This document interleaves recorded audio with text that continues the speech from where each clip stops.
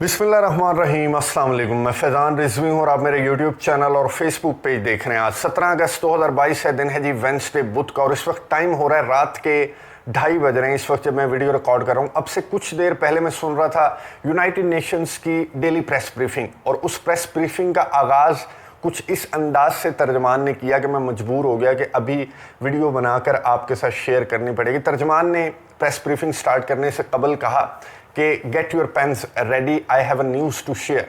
अपने पेन जो है वो तैयार कर लें, मेरे पास एक खबर है आप लोगों के साथ शेयर करने के लिए। यूएन के तर्जमान ने क्या खबर शेयर की ये सुनिए। मैं क्लिप आपको इसलिए सुनवा रहा हूँ कि आपने गौर से तर्जमान को नोट करना है कि वो किस अंदाज से ये खबर सबसे पहले सहाफ़ियों के साथ शेयर करता है, उसके बाद इस खबर को डिस्कस करते हैं, इसका एजेंडा डिस्कस करते हैं आज की वीडियो में। सुनिए, उसके बाद बात करते हैं। All right, good afternoon. We'll actually start off with some news. Get your pens ready. At the invitation of President Volodymyr Zelensky of Ukraine, the Secretary General will be in Lviv on Thursday to attend a trilateral meeting with President Recep Tayyip Erdogan of Turkey and the Ukrainian leader. Clip आपने सुना। United Nations के तर्जमान ने ये खबर दी सहाफ़ियों को सबसे पहले कि यूक्रेन के सदर व्लादिमीर ज़ेलेंस्की के इनविटेशन पर यूनाइटेड नेशंस के चीफ एंटोनियो गुटेरेस और तुर्की के सदर रजब तैयब एर्दोगान जा रहे हैं। जुमेरात को, थर्सडे को वो जाएंगे यूक्रेन के शहर लवीव, और वहाँ पर एक ट्राइलैटरल मीटिंग होगी। सबसे पहली बात तो इम्पॉर्टेंट बात यह है कि ये एक अर्जेंट मीटिंग है जो बहुत शॉर्ट नोटिस पर बुलाई गई है, जो इनवाइट किया गया व्लादिमीर ज़ेलेंस्की। कल तक, गुज़िश्ता रोज़ तक इस तरह की खबर नहीं थी जो यूएन के तर्जमान ने इस ब्रीफिंग के दौरान शेयर की। तो इस शॉर्ट नोटिस पर यह मीटिंग बुलाई गई है जो कि आज बुध है। कल जुमेरात के रोज़ लवीव पहुंच जाएंगे तुर्की के सदर रजब तैयब एर्दोगान और यूनाइटेड नेशंस के चीफ। अब ये जो दो शख्सियात हैं, मैं आपको बता दूं, ये कोई मेरी तरह नहीं है, आम लोग नहीं है ये कि उन्होंने 2 बजे ब्रीफिंग सुनी और 3 बजे बैठ के रिकॉर्डिंग करनी। ये जाहिर है तुर्की के सदर हैं, यूनाइटेड नेशंस के चीफ हैं, ये बड़े लोग हैं। इनकी मीटिंग्स जो हैं वो हफ्तों कबल स्केजुअल हुई हुई होती हैं, इनका पूरा टाइम टेबल एक बना हुआ होता है। तो इतनी अर्जेंट मीटिंग कॉल करना, इनवाइट करना और फिर थर्सडे को इन लोगों का पहुंच जाना, ये बहुत अहम मुलाकात भी हो सकती है। और सहाफ़ी की जानिब से जो मैं एक्सपेक्ट कर रहा था वही सवाल किया गया, और आप भी होते तो यही सवाल करते कि जनाब एजेंडा क्या है मुलाकात का। तो तर्जमान ने जवाब दिया कि जी गंदम की एक्सपोर्ट का मामला, ओडेसा की पोर्ट से जो कश्तियाँ रवाना हो रही हैं उस पर बातचीत की जाएगी। अब अगर गंदम की एक्सपोर्ट का मामला डिस्कस होना है तो where is Russia? Russia is fourth party, चौथा जो कैंडिडेट है इन मुज़ाकरात का वो रशिया है। जो इस्तांबुल के अंदर ये मुज़ाकरात हुए थे और ये डील तय पाई थी ग्रेन की एक्सपोर्ट की, तो उसमें यूक्रेन, रशिया, यूनाइटेड नेशंस और तुर्की 4 पार्टियां थी। अब मैं और आप 3 हो जाएं कोई, और हम 4 पार्टियां हो जाएं एक एग्रीमेंट की, आप 3 मीटिंग कॉल कर लें, तो फिर मैं इतराज़ करूंगा कि मैं किधर हूं। अगर इस एग्रीमेंट के 4 पार्टियां हैं तो मुझे इस मुलाकात में होना चाहिए था। तो सहाफ़ी ने भी, जो पीछे बैठा हुआ एक सहाफ़ी था, उसने यही सवाल, एग्जैक्ट यही सवाल किया कि अगर ये ग्रेन की एक्सपोर्ट के मामले पर इतनी अर्जेंटली मुलाकात होने जा रही है तो वेयर इज़ रशिया? रशिया किधर है? तो तर्जमान ने जवाब दिया कि रशिया के वज़ीर दिफा से गुज़िश्ता रोज़ यूनाइटेड नेशंस के चीफ की टेलीफोनिक गुफ्तगू हुई है डिटेल के साथ। मैंने गुज़िश्ता वीडियो में आपके साथ शेयर किया कि रशिया के डिफेंस मिनिस्टर और यूनाइटेड नेशंस के चीफ की गुफ्तगू हुई, लेकिन वो गुफ्तगू हुई है ज़पोरिज़िया पावर प्लांट के मामले पर। तो तर्जमान ने कहा कि गुफ्तगू हुई है यूएन के चीफ की और रशिया के डिफेंस मिनिस्टर की, तो इसलिए रशिया इधर मौजूद नहीं होगा। तो सहाफ़ी ने कहा कि फिर भी जस्टिफाइड बात नहीं है कि चौथी पार्टी यहाँ पर मौजूद ना हो अगर ग्रेन का मामला डिस्कस हो रहा है। और गुज़िश्ता रोज़ जो टेलीफोनिक कॉल हुई उसके दौरान ग्रेन नहीं बल्कि ज़पोरिज़िया पावर प्लांट का मामला डिस्कस हुआ था। तो तर्जमान ने कहा कि हाँ, ज़पोरिज़िया पावर प्लांट का मामला भी ज़ेरे गौर आएगा।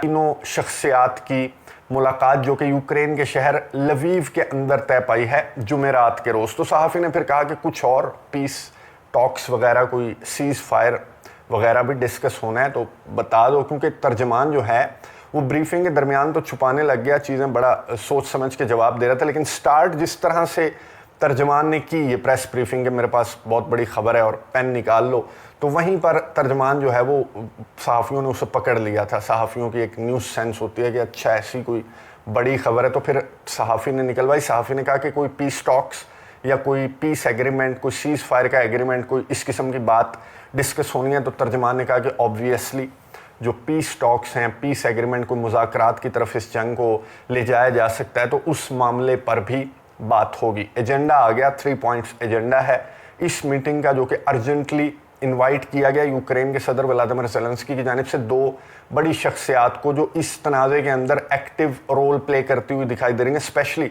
तुर्की के सदर रजब तय्यिप एर्दोगान बहुत एक्टिवली पार्टिसिपेट करते हुए दिखाई दे रहे हैं जहाँ तक पीस टॉक्स की बात है, चाहे वो दोनों ममालिक के दरमियान जंग बंदी हो या फिर ग्रेन का मामला हो। तो 3 पॉइंट्स आ गए। एक तो ग्रेन के मामले पर बात होगी, ज़ेपोरिज़िया पावर प्लांट, वहाँ पर जो कुछ हो रहा है और बहुत सेंसिटिव मामला है उसको डिस्कस किया जाएगा, और सीज़ फायर, पीस एग्रीमेंट पर भी बात होगी, जिसके हवाले से एक इम्पॉर्टेंट मैं खबर आपको बता दूं। तुर्की के सदर रजब तय्यिप एर्दोगान सोची में मुलाकात कर चुके हैं रशिया के सदर व्लादिमीर पुतिन से। तकरीबन 8-9 दिन पहले की बात है, तुर्की के सदर ने रशिया के सदर से सोची में, रशिया में मुलाकात की थी, और वहाँ पर तुर्की के सदर ने कहा था कि आप व्लादिमीर ज़ेलेंस्की से मीटिंग कर लें, बातचीत तय करवा देता हूं मैं आप दोनों की। तो तुर्की के सदर को व्लादिमीर पुतिन ने जवाब दिया था कि मेरे ये अब तहफ़्फ़ुज़ात हैं, ये मुतालबात हैं, अगर इस पर यूक्रेन राज़ी होता है तो वाई नॉट, लेकिन इसके बगैर हम बातचीत की टेबल पर नहीं बैठेंगे। फिर क्रेमलिन के तर्जमान ने भी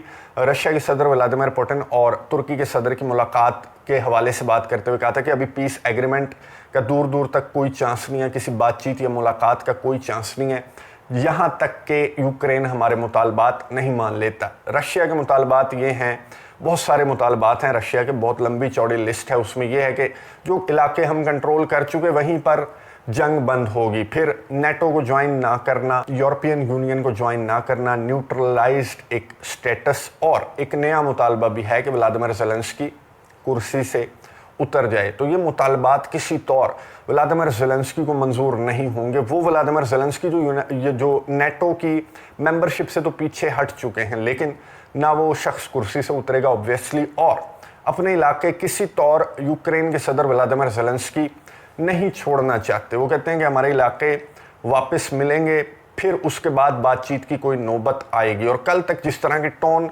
व्लादिमीर ज़ेलेंस्की की थी, तो मुझे नहीं लगता कि वो किसी तौर मुज़ाकरात, पीस टॉक्स या फिर सीज़ फायर पर रज़ामंद होंगे। लेकिन तुर्की के सदर रजब तय्यिप एर्दोगान बहुत ज़्यादा कॉन्फिडेंट थे। गुज़िश्ता दिनों जो उन्होंने प्रेस से उनका जो सामना हुआ, तो उन्होंने बड़े कॉन्फिडेंट टोन में कहा था कि मैं दोनों पार्टियों को बातचीत के लिए भी, क्योंकि ग्रेन का मामला जब तुर्की ने हल करवाया तो फिर वो सीना चौड़ा करके तुर्की के सदर रजब तय्यिप एर्दोगान जो है वो प्रेस को फेस करते हैं कि इतना बड़ा मुआहिदा मैंने करवा दिया, इतनी बड़ी डील करवा दी, तो मैं अब बातचीत के लिए भी कोशिश कर रहा हूँ। और तुर्की के सदर कोशिश कर रहे हैं। उन्होंने रशिया के सदर से भी मुलाकात में बात की। अब ये जो मुलाकात जुमेरात को तय पाई है, इनविटेशन भी व्लादिमीर ज़ेलेंस्की का है, शॉर्ट नोटिस पर इनविटेशन है, तो इसमें भी तुर्की के सदर बात करेंगे। और कहीं पर अगर रजामंदी हो जाती है तो दोनों ममालिक के ऑफिशियल्स की बातचीत का सिलसिला, जो कि बेलारूस में स्टार्ट हुआ था, ऑब्वियसली अब बेलारूस में तो नहीं होने वाला, इस्तांबुल में ही होगा, अगर हुआ, या अंकारा में होगा।